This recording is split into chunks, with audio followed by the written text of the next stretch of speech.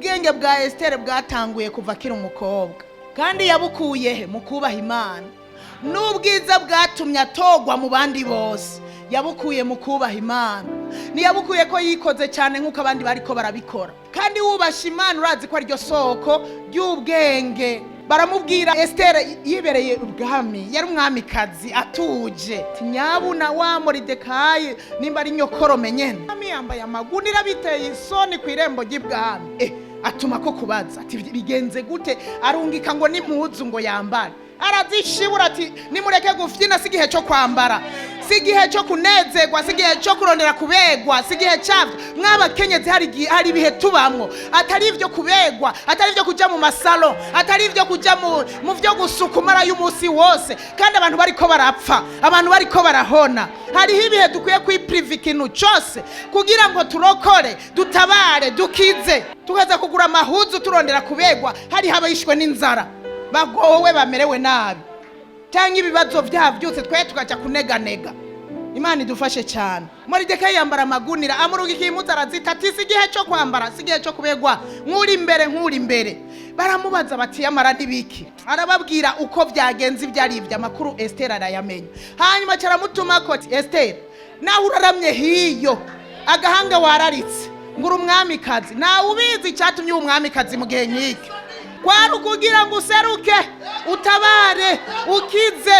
Nawe ubizi impamvu wakijijwe muri bino bihe, nawe ubizi impamvu uri icuri. Hariho impamvu kandi nziza y'Imana yo gutabara cyane, yo gukiza, yo kubohora. Haleluya. Nawe ubizi impamvu uri icuri no munsi hajya uri nyene. Esiteri aramutuma ati none ndabigenze gute? Ati kwa rarigiye canje cyo guseruka ibwami no bigenza gute?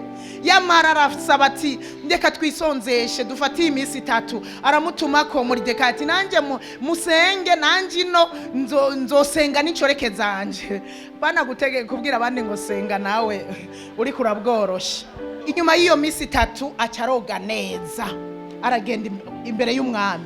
Ahasuwerusi akimubona aserutse ku irembo, acaranduka umutima, aca mutunga inkona, aravuga ati ugomba ikiga Esiteri, ugomba iki? Naho kibi gice cy'igihugu ndaguha, ushaka iki? Mu yandi majambo uja atari cyo gihe, ivyo byose hari ikintu ukeneye, uko ni cyari gihe cyo kubonana. Jewe ngeze hano amaca nibaza mbega jewe nari guca mvuga.